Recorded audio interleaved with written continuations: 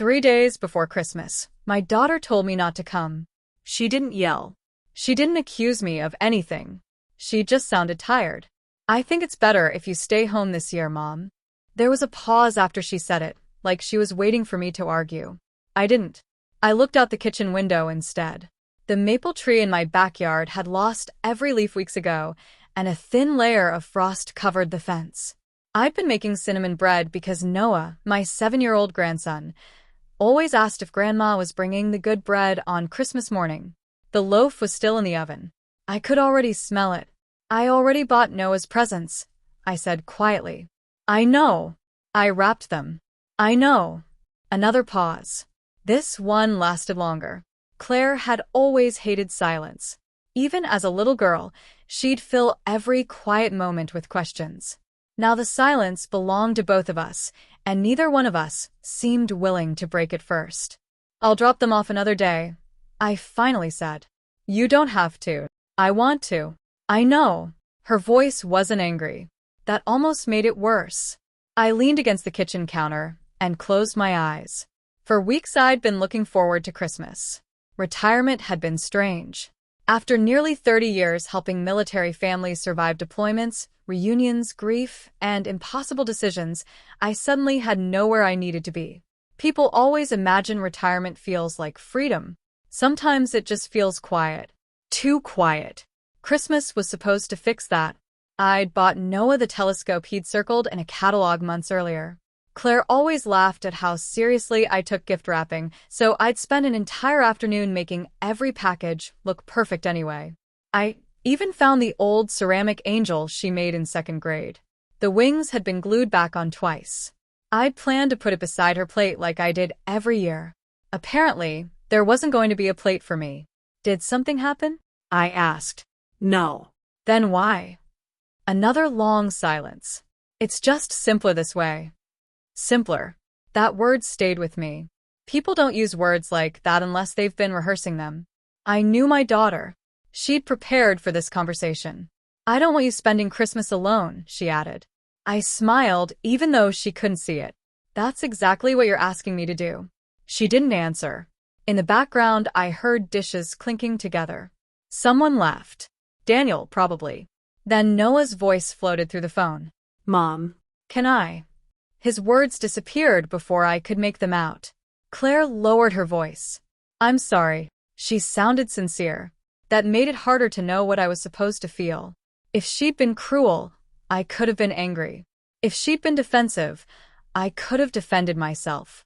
Instead, she sounded like someone carrying a burden she believed she couldn't put down. I love you, I told her. I love you too. I hope you know that. I do. Then the line went quiet. Not because we hung up immediately, because neither of us knew what came next. Eventually she whispered goodbye. I answered with one of my own. The call ended. I stood in my kitchen staring at my reflection in the dark microwave door. 62 years old. Recently retired. Divorced for almost 18 years. Mother to one daughter who had just asked me not to come home for Christmas. I didn't cry. Not right away. Instead, I opened the oven, took out the cinnamon bread, and set it on the cooling rack exactly the way I'd planned before the phone rang. Old habits have a way of surviving bad news. I made myself a cup of coffee, even though it was nearly 4 in the afternoon. The house felt unusually still. It wasn't empty. There were books on every table. Family photographs lined the hallway. A half-finished puzzle sat in the living room waiting for me. But homes can feel lonely without actually being empty. I carried my mug into the den, where the Christmas tree stood glowing in the corner. Every ornament had a story. Claire's handmade snowflake.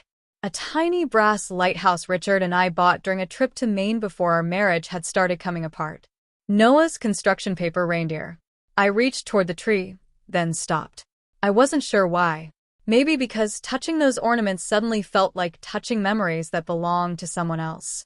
I sat down in my favorite chair. For the first time since the call, I let myself ask the question I'd been avoiding. What had I done? Not today. Not this week. Years ago.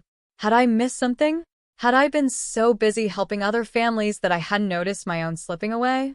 As a military family counselor, I'd spent decades telling spouses that relationships rarely fall apart all at once.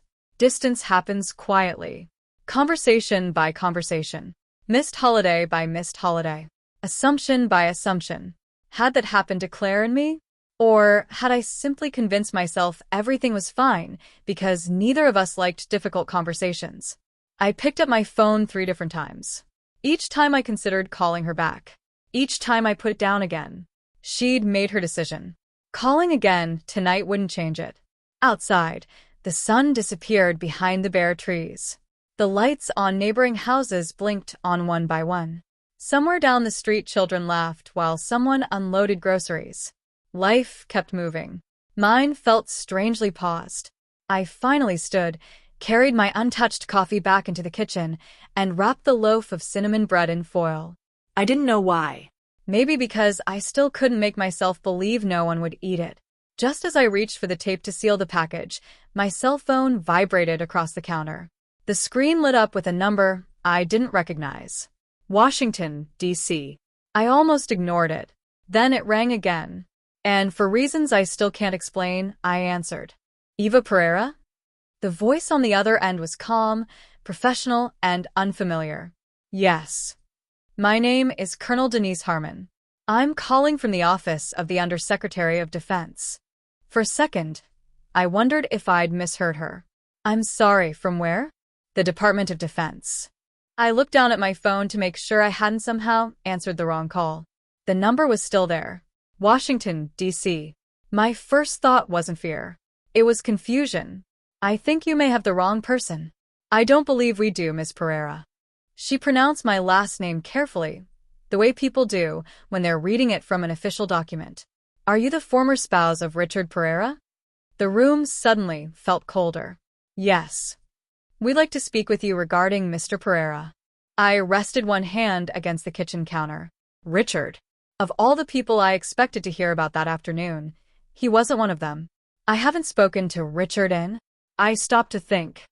Almost 5 months. That's consistent with what we understand. The answer caught my attention. Consistent with what we understand.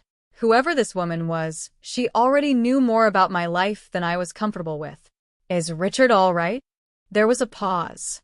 I'm afraid I can't discuss details over the phone. My stomach tightened. Is he hurt? I can't answer that. Is he alive? Another pause. To the best of our knowledge, yes. That wasn't the reassurance she probably thought it was. I pulled out one of the kitchen chairs and sat down. The cinnamon bread was still cooling beside me, filling the room with a smell that suddenly didn't seem comforting anymore. What exactly is this about? We're conducting an administrative review involving Mr. Pereira. Administrative review. Not criminal investigation. Not emergency. The wording mattered. At least, I hoped it did. I'm retired, I said. I don't have anything to do with Richard's work. We understand. Then why are you calling me? I'm afraid that's something we'd prefer to discuss in person. I almost laughed. I don't make a habit of meeting strangers who call me out of nowhere. I understand your hesitation. Her tone never changed. No pressure. No impatience. Just calm professionalism. If it helps, we're prepared to verify my identity through the Pentagon operator before scheduling anything. That sounded legitimate. Too legitimate to be a scam.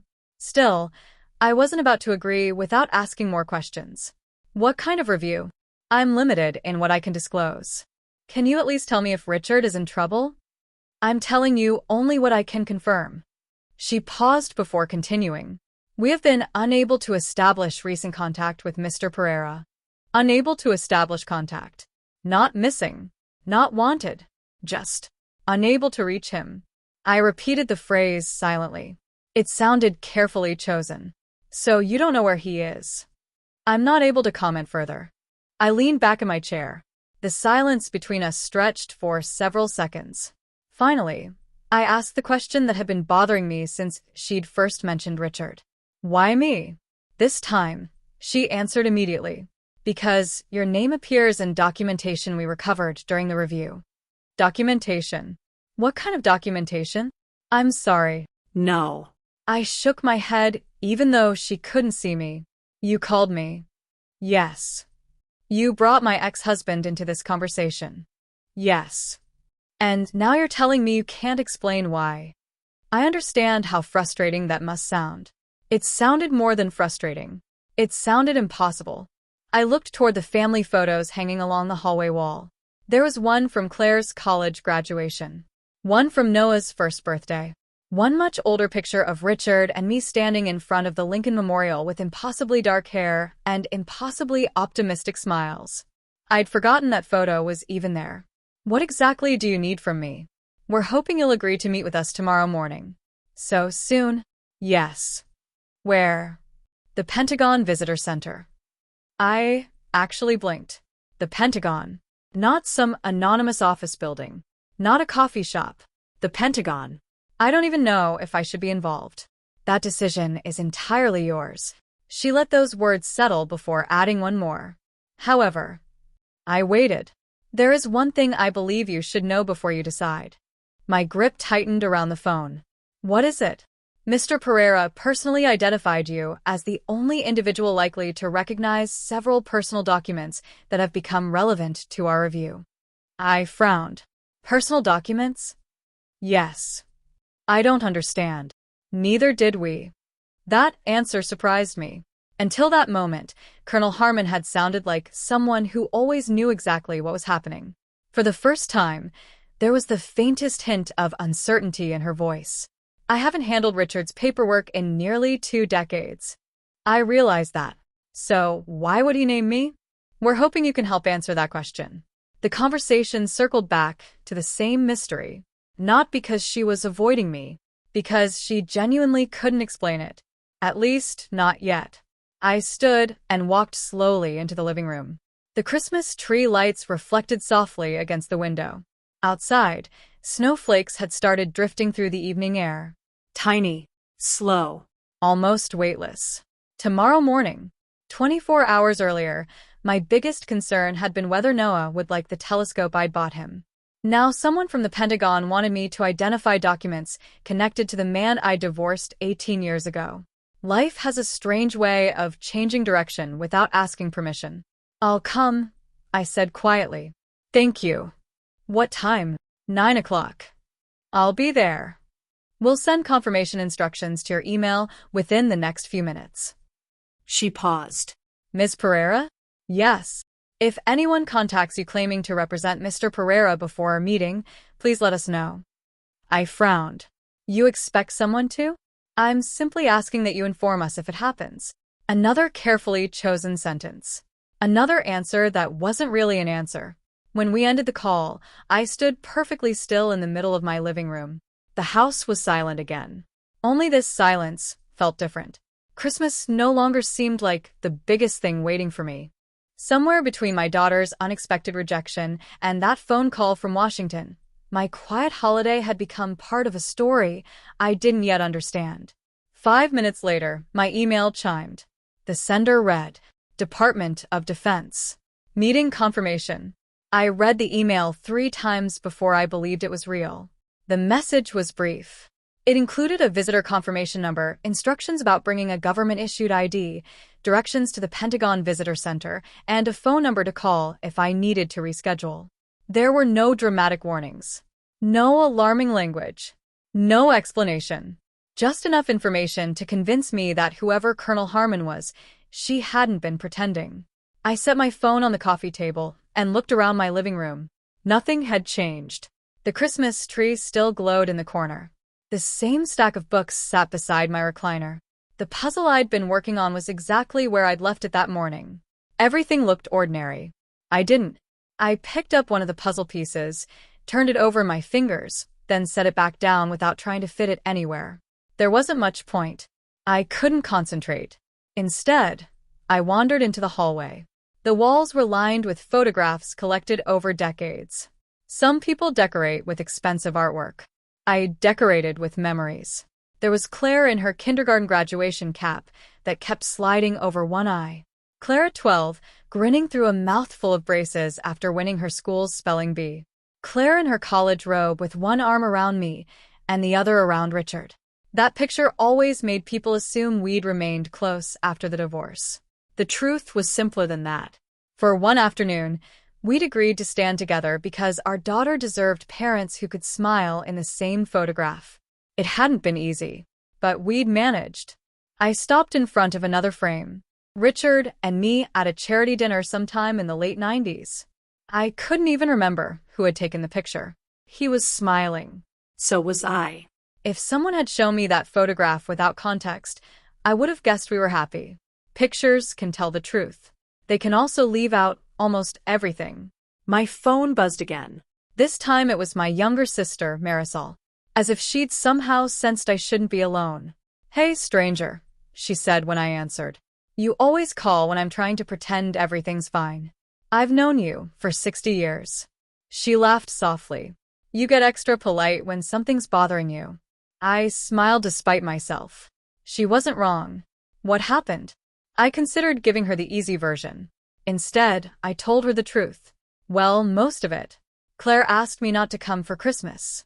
The silence on the other end was immediate. Then came one carefully spoken word. What? I explained the conversation exactly as it had happened. I didn't exaggerate. I didn't soften it either. Marisol listened without interrupting. When I finished, she let out a slow breath. "I'm so sorry. So am I." Did she say why? She said it would be simpler. I've never liked that word. Neither had I. It doesn't sound like Claire. No. Which means someone convinced her it was.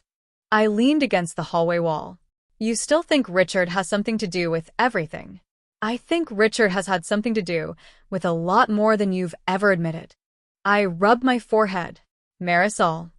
"What?" "You've blamed him for years." "Because I watched him." Her voice stayed calm. "I didn't live inside your marriage, Eva. I'm not pretending I know everything. But I watched the way he explained things." "What does that mean?"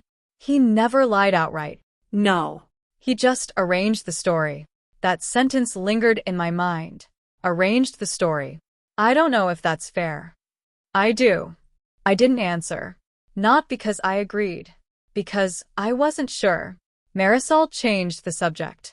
"What are you doing tomorrow?" I hesitated. There it was. The part I'd almost decided not to mention.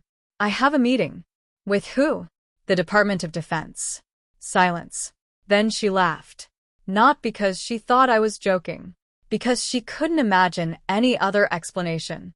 "I'm serious." The laughter stopped immediately. "What?" I walked back into the kitchen and lowered my voice even though there was no one else in the house. A colonel from the Pentagon called me. "What?" "They want me to identify some documents connected to Richard." Marisol didn't speak for several seconds. When she finally did, her voice sounded different. "Careful." "What kind of documents?" "They wouldn't say." "Is Richard okay?" "I honestly don't know." "What happened?" "They said they haven't been able to contact him." Another long pause. "You don't think?"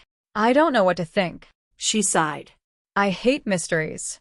I spent 30 years telling people not to jump to conclusions. And now I'm trying to take my own advice." She chuckled quietly.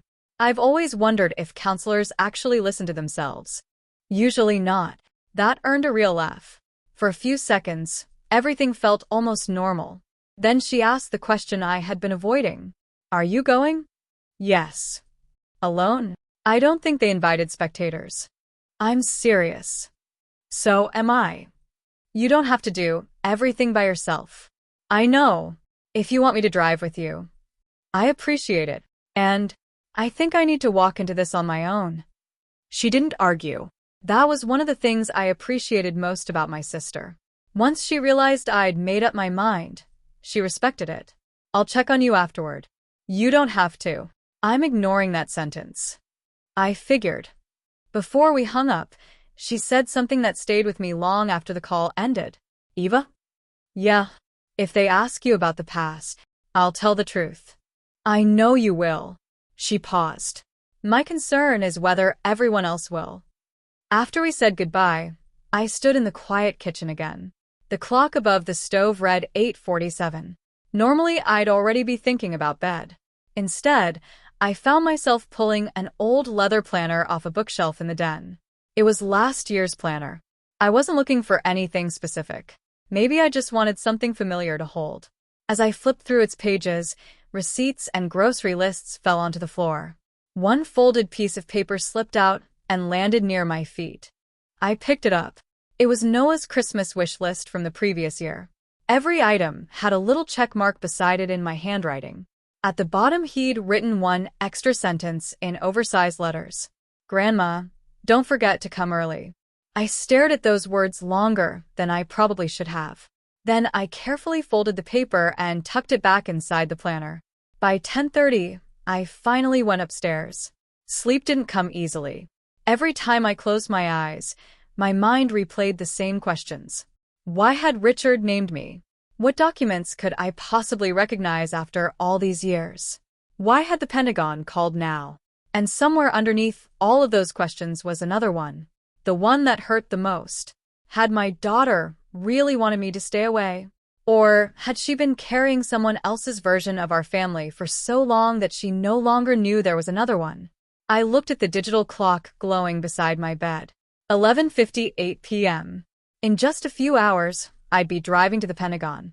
I had no idea that by the end of that meeting, I'd begin questioning memories I had trusted for nearly half my life. I left the house before sunrise.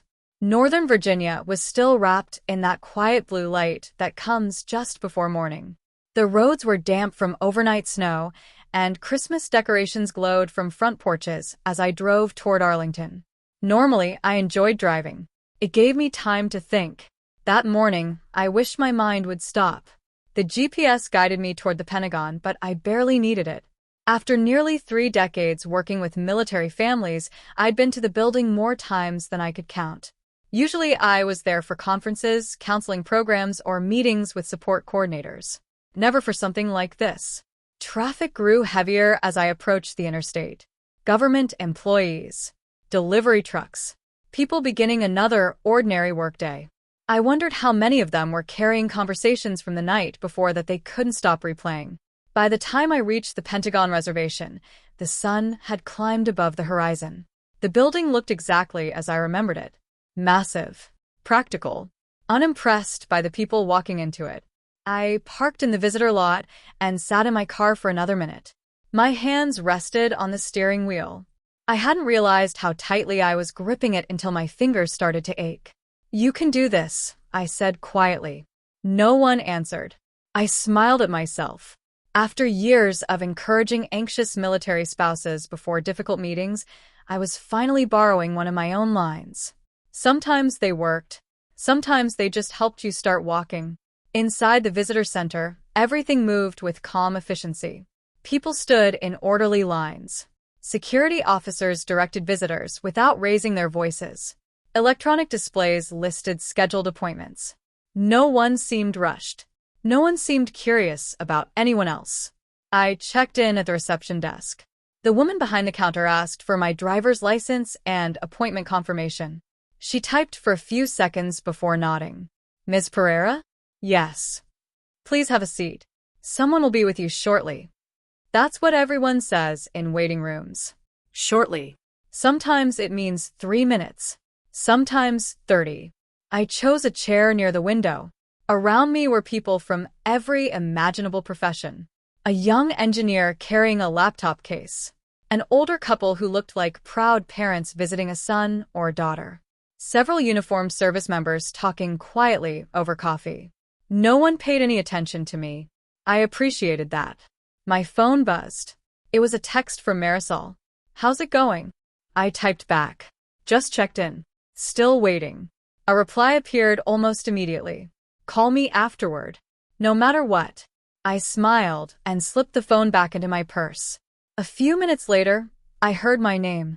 "Ms. Pereira?" I stood. The woman walking toward me wore a dark blue civilian suit rather than a military uniform. She appeared to be in her early 50s, with neatly pinned gray hair and a visitor badge clipped beside another identification card I couldn't fully read. "I'm Denise Harmon." Her handshake was firm without trying to prove anything. "Thank you for coming." I wasn't sure I should. "That's understandable." She gestured toward a secured hallway. "If you'll follow me." We walked through another identification checkpoint before entering a quieter administrative area. The atmosphere changed immediately. The conversations disappeared. The hallways became almost silent. Every office door looked nearly identical. Functional. Unremarkable. Colonel Harmon noticed me looking around. This portion of the building isn't particularly exciting. I wasn't expecting excitement. She smiled. Most people aren't. Her office wasn't large. A desk. 2 visitor chairs. Several organized file cabinets. No family photographs. No personal decorations except a single framed picture of a mountain lake sitting on a bookshelf. It made the room feel unexpectedly human. Would you like some coffee? No, thank you. Water. That would be nice. She handed me a sealed bottle before sitting across from me instead of behind her desk. I noticed that immediately. It felt less like an interrogation, more like a conversation. Before we begin, she said, I'd like to explain why we asked you here. I'd appreciate that. The review involving Mr. Richard Pereira is administrative in nature. She spoke carefully, almost as though every sentence had been reviewed in advance. At this stage, we're attempting to verify the accuracy of several records. So, this isn't a criminal investigation. No. I felt some of the tension leave my shoulders. Not all of it. Just enough to breathe normally again. Has Richard been found? She folded her hands together. I'm able to tell you that we still have not spoken with him directly. So he's still unavailable. Yes. The wording caught my attention. Unavailable. Another carefully selected word. Not missing. Not hiding. Not anything that suggested panic. Just unavailable. You've probably noticed I'm choosing my language carefully. I have. There's a reason for that. I assumed there was. We don't want to create conclusions that the facts don't support. That sounded refreshingly honest. In counseling, I'd learned how dangerous assumptions could become. People often remembered the conclusion long after they forgot the evidence. Colonel Harmon reached for a slim folder resting on the table beside her. It wasn't thick. Maybe 20 pages. Nothing about it looked dramatic. She didn't open it yet. Miss Pereira, how would you describe your current relationship with your former husband? I thought about the question before answering.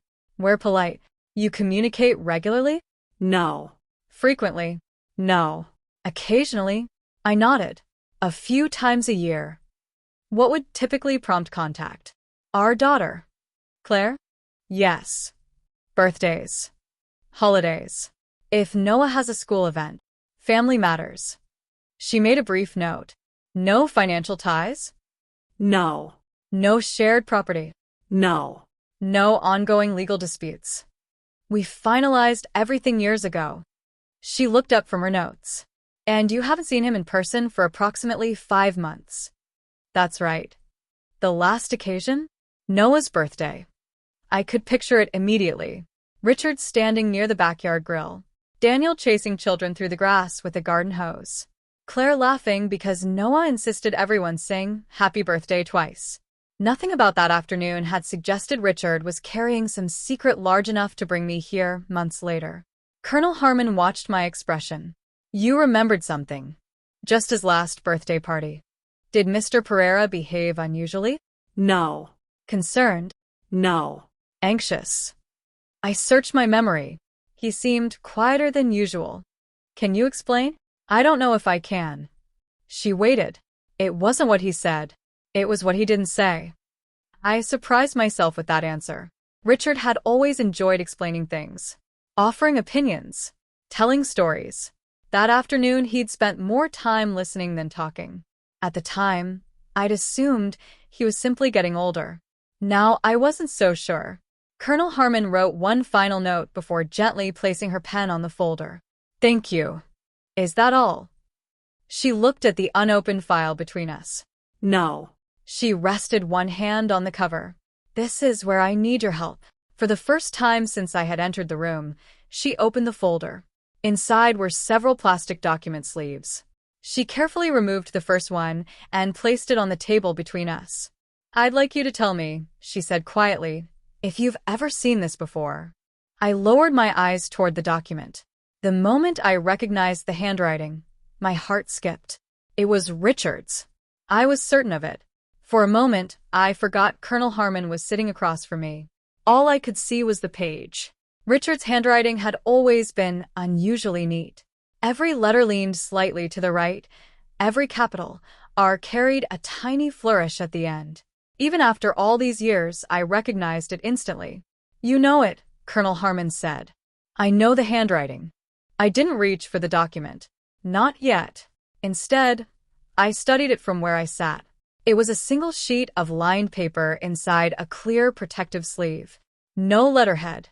No official markings. Just blue ink. "When was this written?" I asked. "We're hoping you can help us answer that." I looked at her. "You don't know?" "We have estimates. But not certainty." She nodded once. I finally leaned forward. The first line was familiar enough to make my stomach tighten. Eva. "If you're reading this, something has already gone differently than I planned." I blinked. My name, written in Richard's hand. "I've never seen this," I said quietly. "You sound certain." "I am."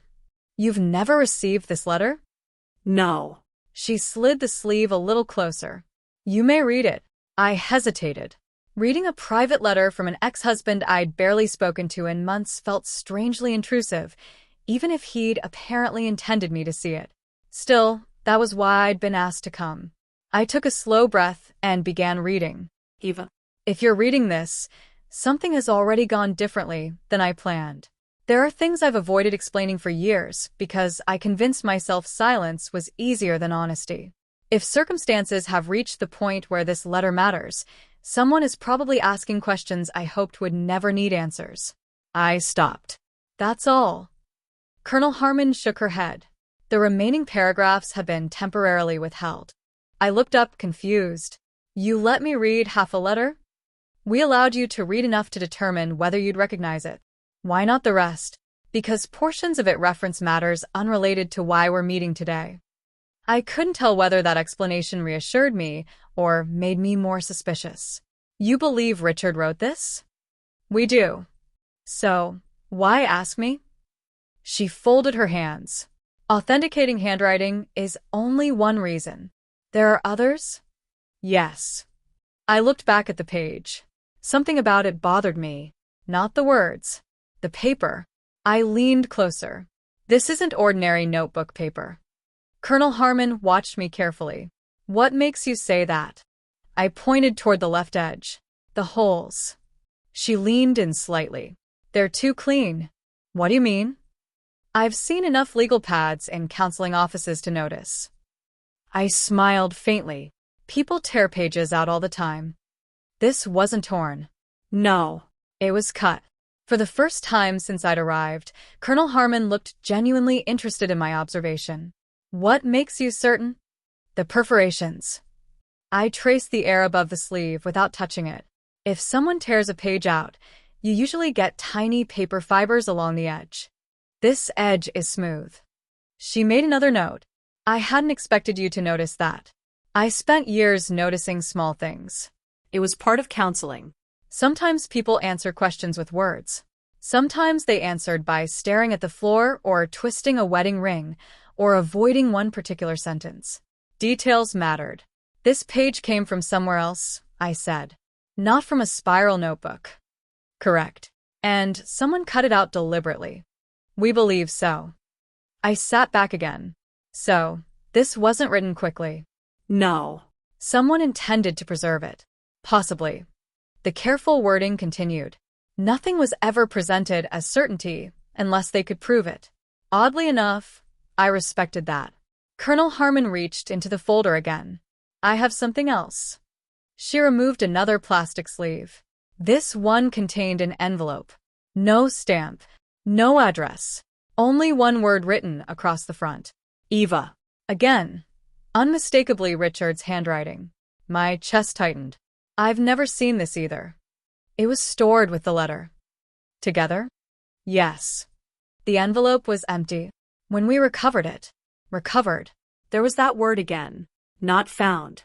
Recovered. As though someone had been looking for it. Where? I asked. "I'm afraid I can't answer that yet." I sighed. I was hoping you'd say something different. I know. She didn't sound defensive. Just honest. For several seconds, neither of us spoke. Then I noticed something even stranger. The envelope had a faint crease across the center. Not from being folded, from being opened and closed many times. I pointed toward it. Has this been handled often? Colonel Harmon looked down. It appears so. But the letter inside looks almost untouched. That's correct. I frowned. That doesn't make much sense. No. If someone kept opening the envelope, they weren't repeatedly reading this page. I finished the thought for her, which means there was probably something else inside. She didn't answer. She didn't need to. The silence itself was enough. My eyes drifted back to the first sentence. If you're reading this, not if you receive this. Not if I send this. If you're reading this. The wording felt intentional, like Richard had assumed the letter might reach me through someone else. A chill ran through me. When did you recover these? I asked. Colonel Harmon checked a note before answering. 6 days ago. Before or after anyone realized Richard couldn't be contacted? Before. That surprised me. So, these documents were already important. Yes. And then Richard disappeared. She held my gaze for a moment. We prefer to say we lost contact with him. I almost smiled. You really do choose every word carefully. We have to. I looked down at the envelope again. There was something haunting about seeing my name written by someone I hadn't truly known in years. Not because we'd been enemies. Because we'd become strangers. Two people connected by a daughter, a grandson, and decades of history that neither of us seemed willing to revisit. Colonel Harmon gently closed the folder. I don't expect you to answer every question today. I'm not sure I could. There's one final question before we finish this portion of the meeting. I nodded. She looked directly at me. Did Richard ever keep personal copies of family correspondence? The question caught me off guard. Letters. Letters. Cards. Notes. Anything written by hand. I thought back over years of marriage. Birthdays, anniversaries, military moves, boxes packed and unpacked. Then one memory surfaced. Small. Ordinary, but suddenly impossible to ignore. Actually, Colonel Harmon waited. I think he kept everything. The expression on her face didn't change, but something in the room did. For the first time that morning, it felt as though I'd given her an answer she had quietly been hoping to hear. Colonel Harmon didn't speak for several seconds after I said it. I think he kept everything. She simply looked at me, as if weighing whether to ask the next question. Finally, she did. What makes you believe that? I let out a slow breath. It wasn't something I thought about often, but you remember it. Yes. I settled back in my chair, surprised by how clearly the memory returned. When Richard and I were married, we moved a lot. She nodded. His work. And mine. Every few years there seemed to be another transfer, another temporary assignment, another house that never quite felt permanent. Most people throw things away when they move. Richard never did. Birthday cards, old insurance papers, utility bills, Christmas letters from relatives we'd barely spoken to in years. He kept all of it. I used to tease him, I said. I'd ask why we needed electric bills from 1994. Colonel Harmon smiled faintly. What would he say? You never know when you'll need them. The words came back exactly as he'd always said them. Calm. Matter of fact. As though keeping everything was simply common sense. He was organized. Extremely. Methodical. Almost obsessively. She made another note. I don't remember him ever losing a document. I thought for another moment. If anything disappeared, it usually meant he'd moved it somewhere safer. Did he label things? Everything. Boxes. Every one. File folders. Color-coded. She looked up. Did he maintain a home office? Yes. Locked. Sometimes. Did that concern you? Not really. People are entitled to privacy, even in marriage. At least, that's what I'd always believed. There was also the basement. The basement. I nodded. We had metal shelving units along one wall. What was stored there? Records. What kind? I laughed quietly. Honestly? Please. Everything. Tax returns. Home maintenance receipts. Photo albums. Instruction manuals for appliances we no longer owned. Even old calendars. Calendars? He never threw one away. That detail seemed to interest her. Paper calendars? Yes. The kind you write appointments in? Exactly. She wrote for several moments before setting her pen down. When was the last time you saw those records? The year we divorced. What happened to them? He packed them. And took them? Yes. I watched her eyes narrow slightly. Not suspiciously. Thoughtfully. As far as you know, those materials remained in his possession? I assumed they did. You never asked for copies? There wasn't much reason. The divorce hadn't been dramatic. Painful, yes, but not explosive. We divided the furniture, closed joint accounts, signed papers, moved on. At least that's what I believed at the time. Colonel Harmon opened the folder again. This time she removed a photograph. Unlike the letter, this one wasn't inside a protective sleeve. She placed it on the table between us. Do you recognize this? It showed the inside of a storage room. Gray metal shelves. Dozens of labeled archive boxes. Every one of them identical. My breath caught. I know that room. You do. That's our old basement. She didn't interrupt. The shelving. The concrete floor. The small basement window. I pointed toward the upper left corner. There. What about it? The window always leaked during heavy rain. She glanced at the photograph. There are water stains. I know. For just a second, I wasn't sitting inside the Pentagon anymore. I was back in that house, standing barefoot on a concrete floor while Richard complained about replacing weather seals. I'd almost forgotten that conversation. Almost. When was this picture taken? I asked. We're still determining that. It looks cleaner. Cleaner? There used to be children's toys stacked in that corner. I pointed again. They're gone. So the photograph wasn't taken while you were living there? No. It had to be later. She nodded slightly. I believe you're right. I studied the boxes more carefully. Each one had a printed label. Yearly records. Personal files. Financial. Home. The labels were too small to read completely, but the system looked exactly like Richard's. Orderly. Predictable. Precise. Then I noticed something odd. One shelf had a noticeable gap, as though a single archive box had been removed. Was something missing? Colonel Harmon looked at the photo. What makes you think that? The spacing. She followed my finger. The shelves are evenly arranged, except there. She leaned closer. I hadn't noticed that. I used to organize library shelves in college. I smiled. Once you spend enough time lining things up, empty spaces jump out at you. She smiled back. A useful habit, sometimes. I kept staring at the photograph. The missing box bothered me more than it should have.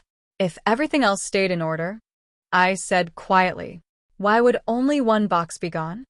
Colonel Harmon didn't answer immediately. Instead, she reached into the folder one last time. This may help explain why we asked. She handed me a typed inventory sheet. Across the top was a simple heading. Archived materials recovered. Below, it were dozens of entries. Financial records. Calendars. Correspondence. Household files. Insurance documents. Holiday cards. Family photographs. The list continued for several pages. Near the bottom, one line had been highlighted. Archive Box 18, not recovered.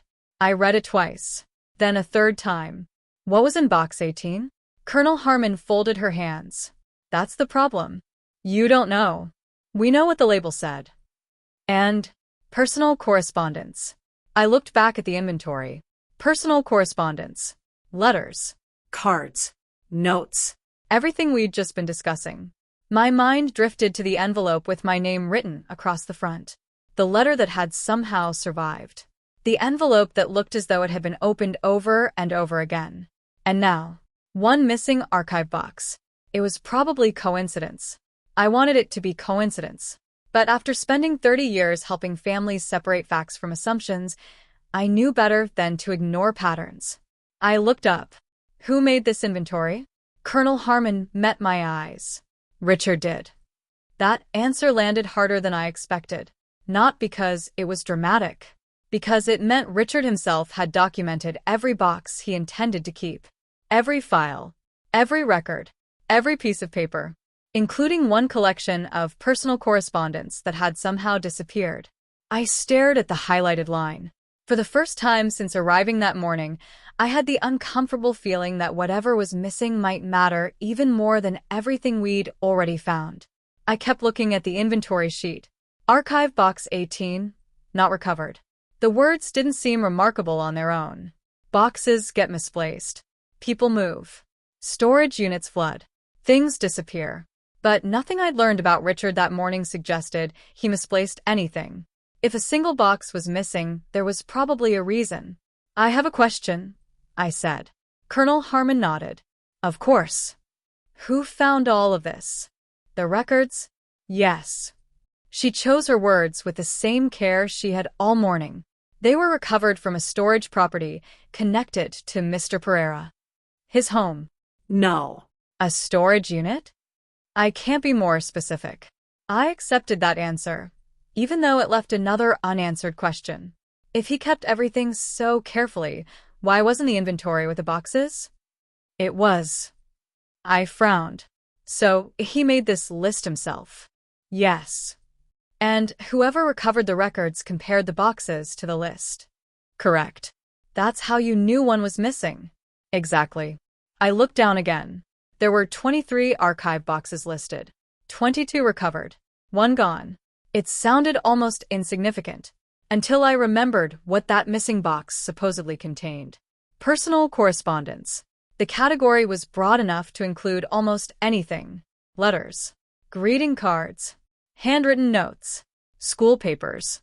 Maybe even journals. Was Box 18 the only one missing? Yes.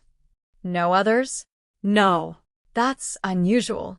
Colonel Harmon gave a slight nod. We reached the same conclusion.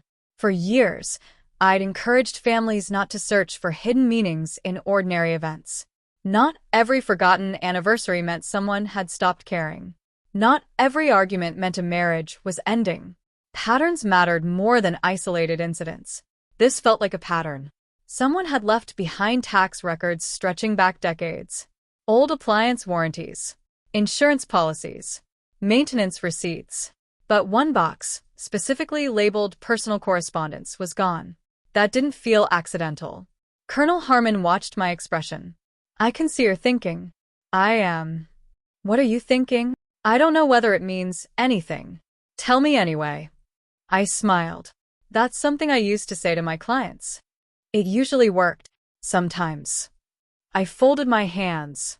If Richard decided to remove only one box, then he considered it more important than everything else. She didn't respond. She simply waited. I just don't know why. Neither did she. At least, if she did, she wasn't ready to tell me. She closed the inventory folder. There's one more item I'd like you to see. She stood and crossed to one of the file cabinets behind her desk. Instead of removing another document, she returned with a small cardboard evidence box. Nothing about it looked dramatic. No warning labels. No security tape. Just a plain white box with a typed identification number on one side.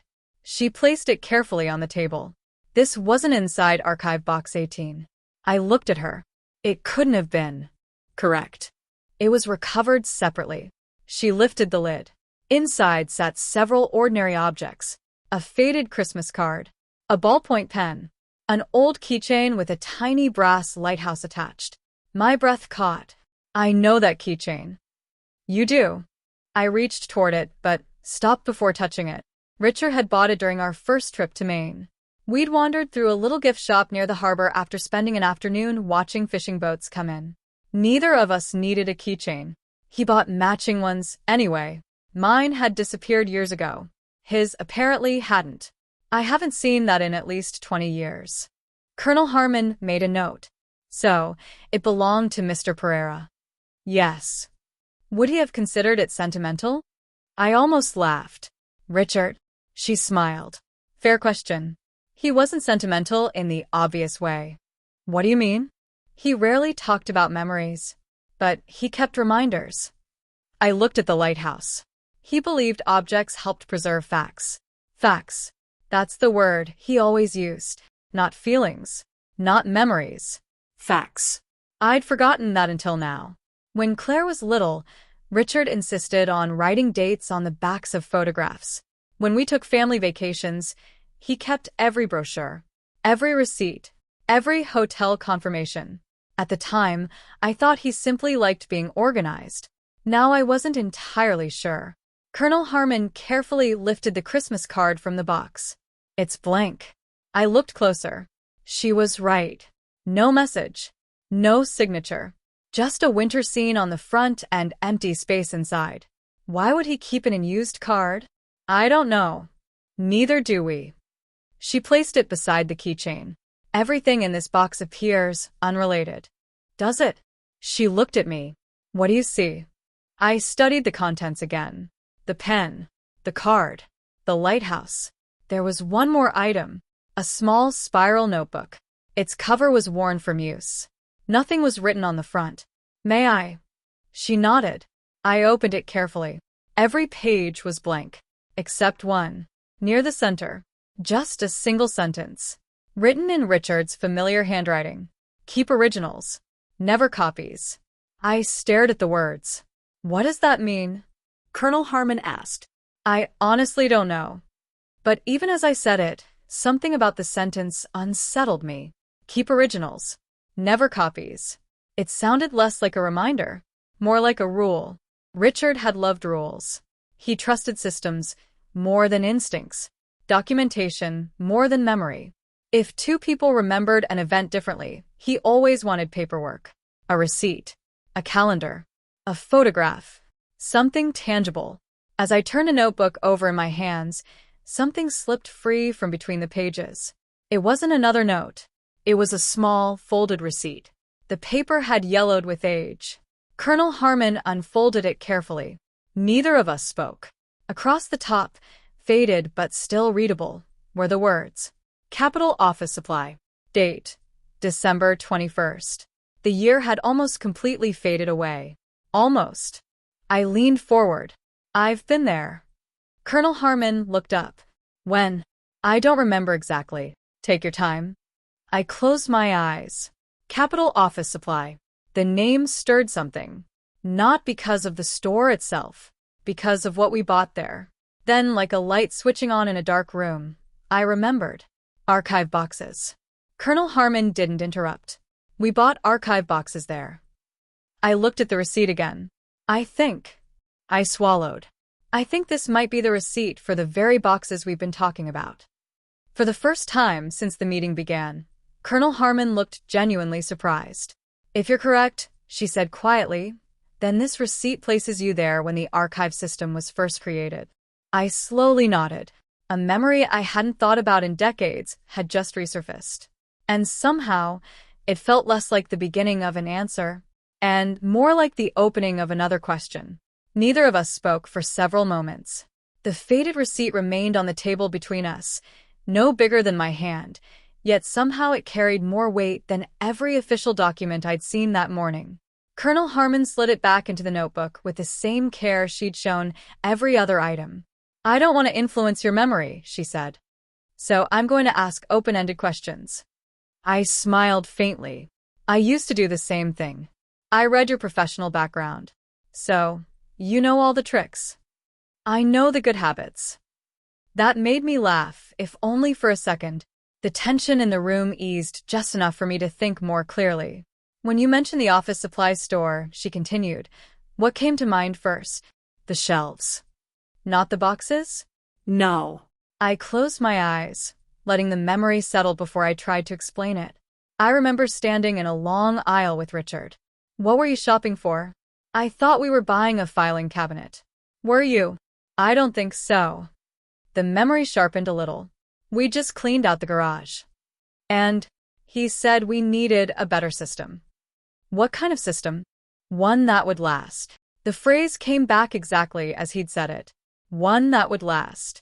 Richard always thought years ahead. If we bought furniture, he wanted something that could survive 3 moves.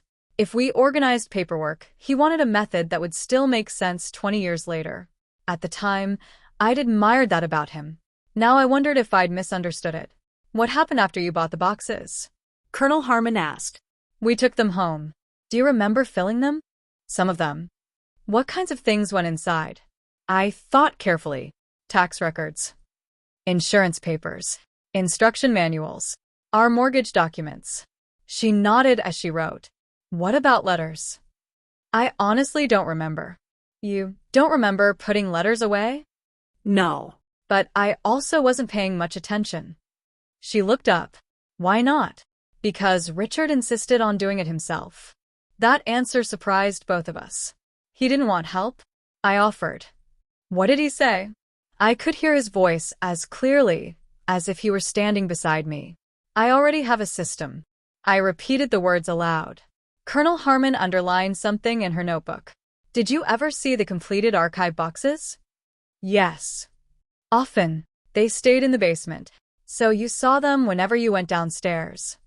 I suppose so. But you never opened them. I shook my head. There wasn't any reason. For years, I'd believed that was simply how marriages worked. One person handled certain responsibilities. The other handled different ones. Richard managed paperwork. I managed schedules, birthdays, appointments, and the 1,000 little details that kept daily life moving. It had never occurred to me that the person organizing the records also controlled the story those records told. The thought made me uncomfortable. Not because I believed Richard had done anything wrong. Because I'd never questioned how much trust one had placed in him. Colonel Harmon closed her notebook. I'd like to show you one last thing. She reached into the folder and removed a photocopy instead of an original document. This was found with the inventory. I studied the page. It wasn't a letter. It wasn't a report. It looked like a handwritten index. Across the top, in Richard's unmistakable handwriting, were 3 simple words. Family Correspondence Index. Below the title was a numbered list. Holiday cards, Claire's school letters, medical records, birthday notes, military orders, thank you cards. The list continued onto a second page. Every category had a number beside it. Every category, except one. Number 18. Instead of a description, there was only a blank line. I looked at Colonel Harmon. Was it erased? We don't believe so. Then why is it empty? That's one of the questions we're trying to answer. I stared at the blank space. Every other category had been written neatly. Only number 18 had been left unnamed. Yet the inventory clearly referred to Archive Box 18 as personal correspondence. Somewhere between creating the index and labeling the boxes, something had changed. Or someone had changed it. Does Claire know any of this? I asked quietly. Colonel Harmon answered without hesitation. No. And Daniel? No. My sister? No. So I'm the first family member we've interviewed. That sentence settled heavily over the room. I hadn't expected to be anyone's starting point. I'd spent the last 18 years believing I'd become a footnote in Richard's life. Apparently, I wasn't. Colonel Harmon gathered the documents into neat stacks. I don't want you to leave here overwhelmed. I'm afraid that ship has sailed. She smiled sympathetically. Fair enough. Can I ask you something? Of course. Why now? She rested her hands on the closed folder. Because sometimes records sit quietly for years. And then, one inconsistency leads to another. She paused. And eventually someone asks a question no one thought to ask before. I let those words sink in. In my own career, I'd seen families transformed by a single honest question. Not because it solved everything, because it changed what people were willing to examine. Maybe that was happening now. Maybe not. Colonel Harmon stood. I think we've covered enough for today. I rose from my chair. I don't feel like I helped much. I disagree. She walked me toward the office door. You confirmed the handwriting. You identified the storage system. You recognized the basement. You connected the receipt to the archive boxes. She looked at me for a moment. And you've reminded us that memory doesn't disappear. It just waits for the right question. I smiled. I used to tell people that. I know. She opened the door. As this review continues, there may be additional questions. I'll answer what I can. I appreciate that. We shook hands one last time. Then I stepped back into the quiet hallway. The meeting had lasted less than 2 hours. It felt like I'd spent an entire day there. As I walked toward the visitor center exit, my phone vibrated inside my purse. I assumed it was Marisol checking on me. Instead, the screen showed a name I hadn't expected to see. Daniel Brooks. My son-in-law. He had never called me during the workday before. I stopped walking. For reasons I couldn't explain, my pulse quickened. I answered. Hi, Daniel. His voice was calm. Too calm. Eva, do you have a minute? Something in the way he said my name told me this wasn't a casual call. Whatever had happened while I was inside the Pentagon, it had already begun reaching my family.